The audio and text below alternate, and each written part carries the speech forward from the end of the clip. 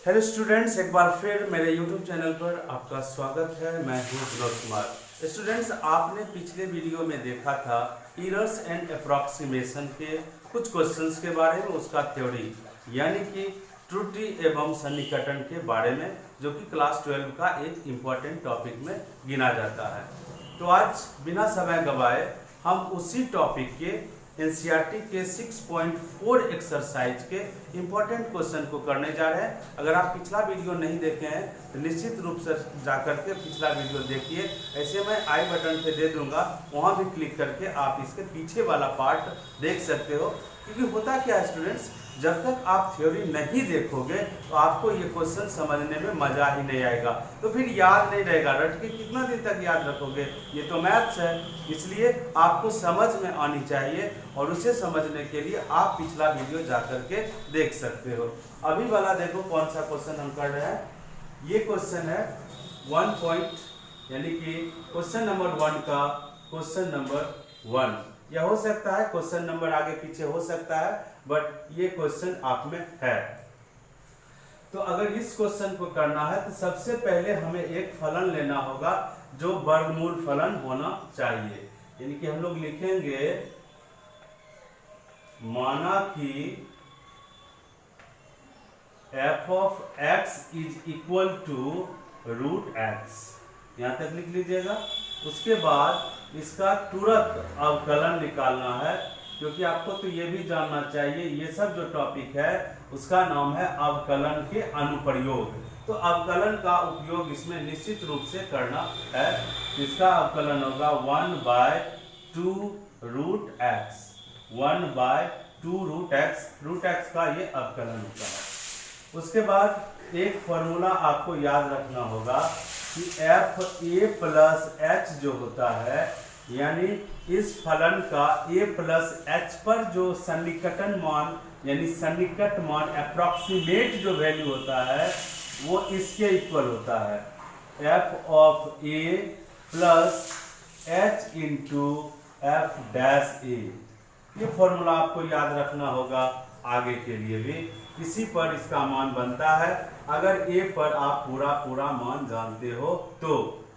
अब देखो, थोड़ा सा रफ वर्क कर लो कि इसका अभी आपको दिक्कत हो रही है वर्गमूल निकालने में, लेकिन इस चीज का 0.64 का वर्गमूल आप बढ़िया से जानते हो। इसका वर्गमूल होता है 0.8, मतलब ये संख्या इस संख्या के आसपास है, यानी कि हमें a लेना चाहिए 0.64 और h ऐसा लेना चाहिए जिससे ये आ जाए।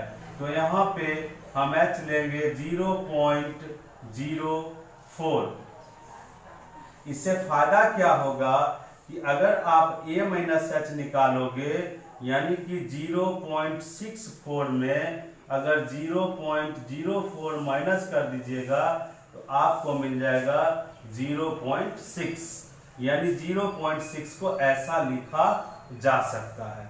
और ये रफ वर्क होगा, इसलिए देखिए आपका मान निकालना किसका है, रूट 0.6 का। ठीक है। अब फलन के माध्यम से जब रूट x है तो आप उसको क्या लिखते हो, fx। तो रूट 0.6 है, इसको लिख सकते हैं f 0.6, f 0.6। और इसको दो पार्ट में ब्रेक कर लेना। a प्लस h पर a प्लस h का कॉन्फ़िगरेशन करना है, तो a के जगह पे हम लेंगे 0.64, यानी वो संख्या लेंगे इसके नजदीक होना चाहिए जिसका वर्गमूल पूरा आ जाना चाहिए, माइनस 0.04। मतलब मैथ ये आपको कह दिया कि आप इसको इतना लिख सकते हो, कहीं कोई प्रॉब्लम नहीं होना चाहिए। अब देख लीजिए, आपके लिए ये है a और ये है h, यानी माइनस 0.04 हो गया आपको यहाँ पे h।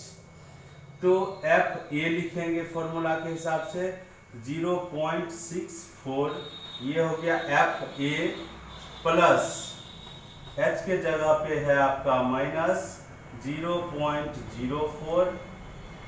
ठीक है, जो साइन रहेगा आप ऑटोमेटिक लिख सकते हो, उसमें कोई दिक्कत नहीं होगी। और f डैश a, और a के जगह पे है 0.64। ठीक है, अब आगे आप f 0.64 का वैल्यू जानना चाह रहे हो, तो यहाँ पे देख लीजिए fx क्या है, रूट x। यहाँ पे हो जाएगा आपका रूट 0.64 माइनस 0.04 मल्टीप्लाइड बाय, देखिए f डैश मतलब अवकलन में इसका मान रखना है। अवकलन इसीलिए मैंने पहले निकाल लिया था कि f डैश x होता है 1/2 रूट x। अब x के बदले में आपको लिखना है 0.64, तो 1/2 इंटू रूट x है और x के जगह पे लिखना है 0.64। अब इसको गणना कर लीजिए, इसका कैलकुलेशन कर लेंगे तो हमें आंसर मिल जाएगा। ये हो जाएगा 0.8 माइनस 0.04 इंटू 1/2 इंटू इसका वैल्यू रूट है यानी इसका वर्गमूल है, ये आ जाएगा 0.8। बस अब इसको कैलकुलेट करना है, आपका आंसर आ जाएगा 0.04 इंटू 1/, इसको मल्टीप्लाई कर लीजिएगा, कितना आ जाएगा 1.6। अब आप डेसिमल को हटा करके पूरा अगर लिखोगे तो आपको लिखना पड़ेगा 4/, दो डेसिमल को राइट आपको करना है, एक तो खुद इसका है, एक और करना है, यहाँ पे आ जाएगा 160।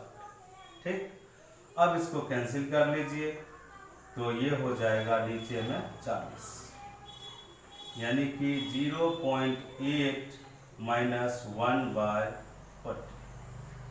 कैलकुलेट करने के लिए आप इसको कर सकते हैं, 0.8 है तो 8 इसको लिख लीजिए 10 माइनस 1/40।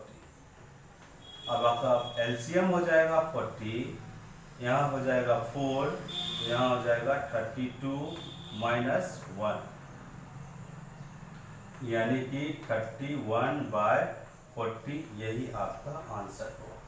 अब चाहे तो इसको डेसिमल में भी कर सकते हो, 31 में 40 से भाग दे दोगे, जो आएगा वही आपका एग्जैक्ट आंसर होगा। इस तरह से आप इसके क्वेश्चन नंबर 1 में बहुत सारे पार्ट्स है, कुछ पार्ट्स मैंने पिछले वीडियो में बता दिया था।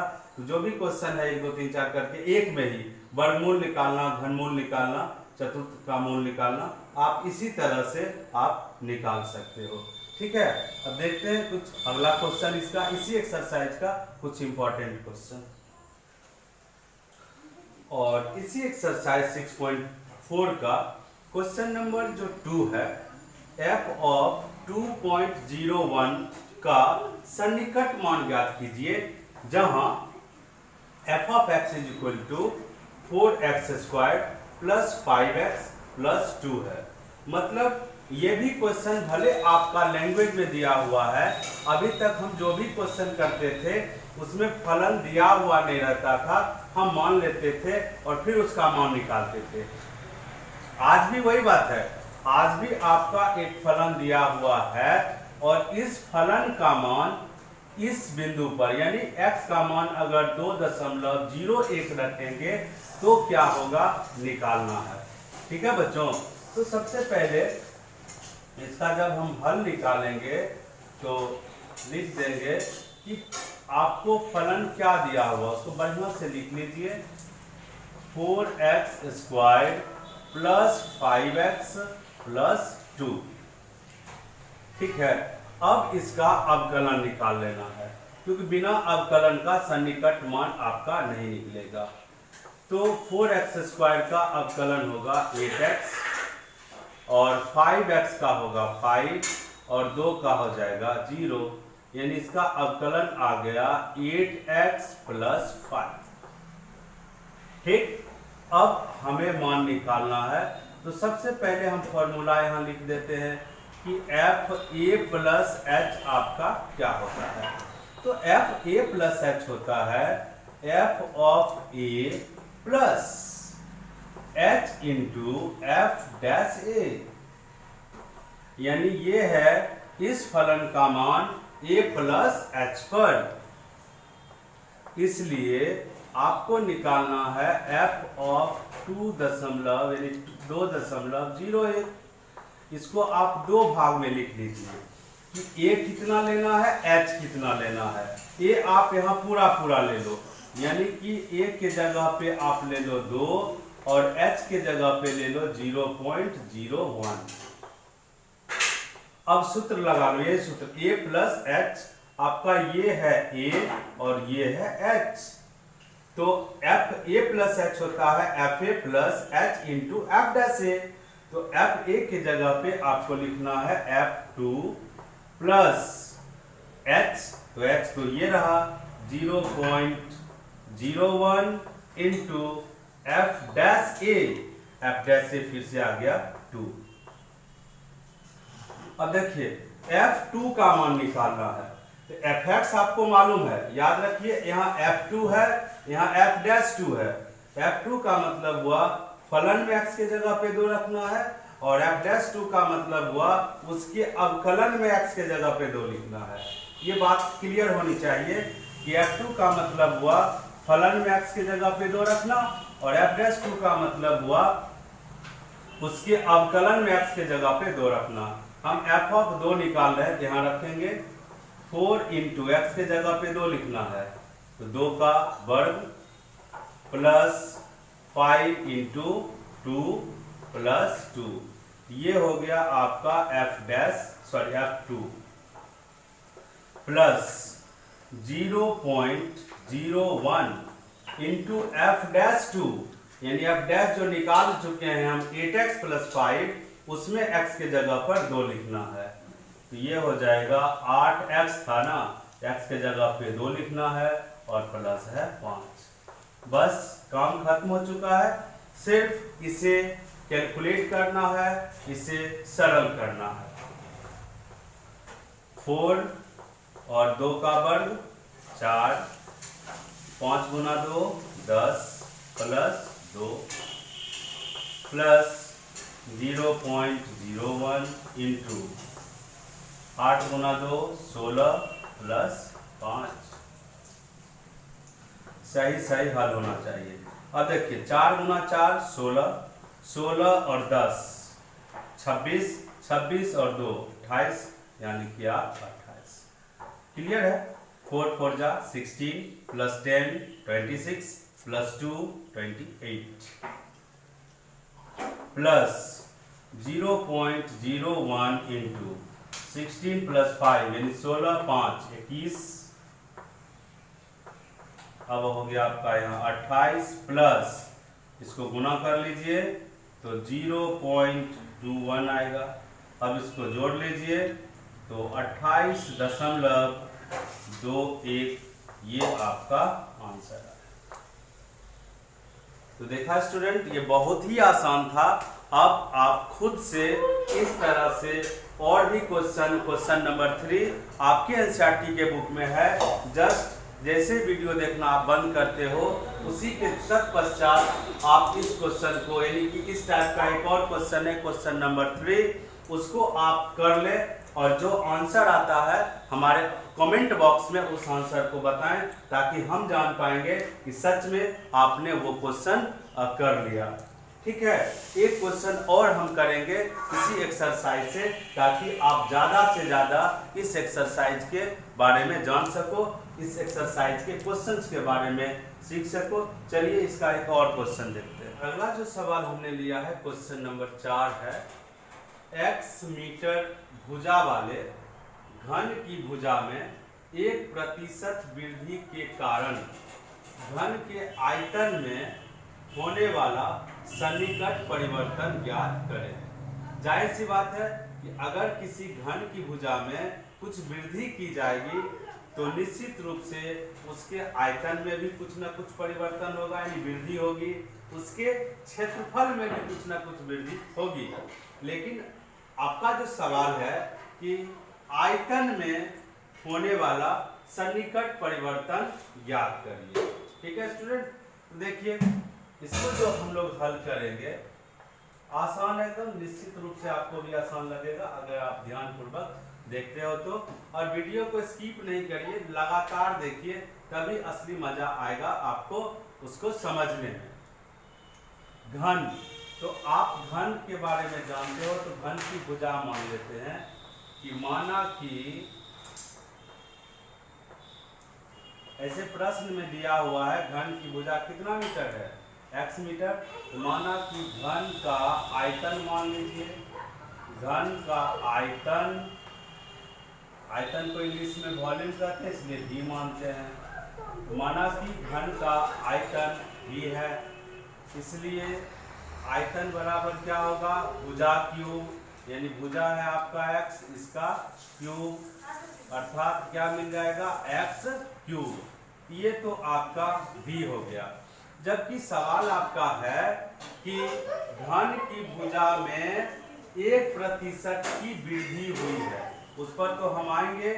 सबसे पहले यहाँ पर हम अवकलन कर लेते हैं, तो x के सापेक्ष अवकलन करेंगे dv/dx, और ये क्या हो जाएगा, 3x²। इसको समीकरण 1 हम लोग मान लेते हैं, जिसकी बाद में जरूरत होगी। तो dv/dx हो गया आपका 3x²। अब प्रश्न में आते हैं कि भुजा में 1% की वृद्धि हुई है। हम ये लिख सकते हैं यहाँ पर, प्रश्न से भुजा में प्रतिशत वृद्धि, भुजा क्या है, x, तो डेल्टा x हो गया एब्सोल्यूट परिवर्तन, और डेल्टा x/x कर दिए तो सापेक्षिक परिवर्तन। ये हम वीडियो के पार्ट 1 में, यानी ये पार्ट 2 है, पार्ट 1 में क्लियर बता चुके हैं, उसको आप जाकर के निश्चित रूप से देख लीजिएगा।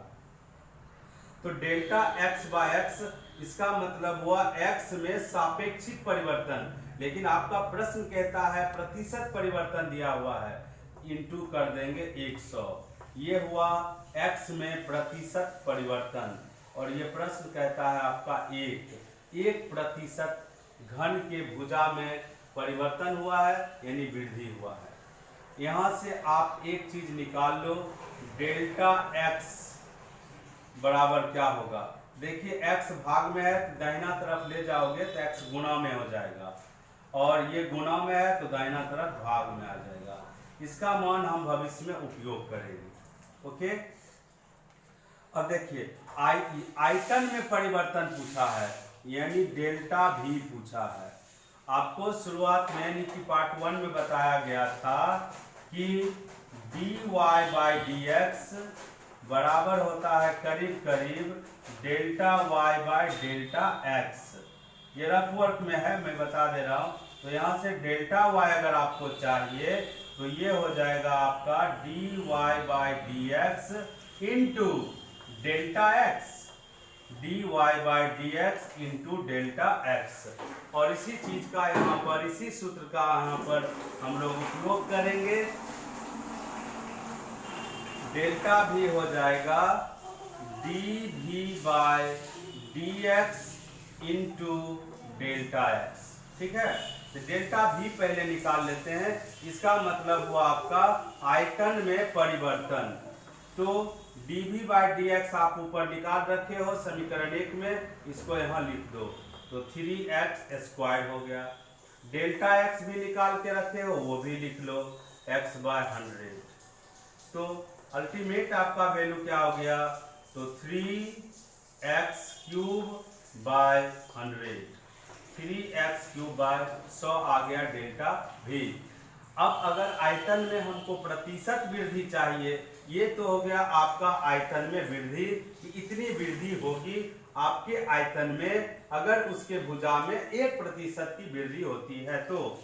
लेकिन अगर आपको निकालना है प्रतिशत वृद्धि, प्रतिशत वृद्धि वो भी किस में, आयतन में, आयतन में प्रतिशत वृद्धि अगर निकालना हो तो ये हो जाएगा डेल्टा भी बाय भी गुना कितना हो जाएगा, 100। आप देखिए डेल्टा भी अभी तुरंत आप निकाले, इसका मान याद रखिए जो कि यहाँ निकाले हैं, 3x³/100 बाय v का मान, तो v का मान कितना है, x³ वो लिख दीजिए, और गुना कितना है 100। ये नीचे वाला 100 है, ये ऊपर वाला कट जाएगा, आपका x³ भी कट जाएगा, आपका कितना आ गया 3, यानी 3% होगा आपका आयतन में वृद्धि। इस तरह से स्टूडेंट आप इस क्वेश्चन को भी सॉल्व कर सकते हो, और कुछ क्वेश्चंस मैंने आपके लिए सॉल्व कर दिया है, आप सॉल्व करो, हो जाता है तो भी कमेंट करो, और नहीं हो जाता है तो आपका कम से कम क्वेश्चन नंबर लिख करके हमारे कमेंट सेक्शन में भेज दो कि कौन सा क्वेश्चन आपसे सॉल्व नहीं हुआ, तो हम अगले वीडियो में उस क्वेश्चन को भी सॉल्व कर देंगे। और अगर इस चैनल पर आप नए विजिट किए हो तो प्लीज़ इसको ज़रूर सब्सक्राइब कर लो, क्योंकि इसके सब्सक्रिप्शन से आपको इसी तरह का सॉल्यूशन और टॉपिक का डिस्कशन हमेशा मिलता रहेगा। और बेल आइकन को प्रेस करके जितना ज़्यादा हो शेयर करिए, जिससे कि आपको तुरंत नोटिफिकेशन मिल जाएगा ऐसे टॉपिक का, क्योंकि क्लास 10th और 11th 12th के जितने भी मैथ्स के सेक्शन होंगे, मैथ्स के टॉपिक होंगे, उसका मैं इसी तरह से डिस्कस करता जाऊंगा, जिसकी वजह से इस वीडियो के माध्यम से, इस चैनल के माध्यम से आप घर पर रख करके इस टॉपिक को यानी मैथ्स को आसानी से पढ़ सकते हो, सीख सकते हो, समझ सकते हो। धन्यवाद।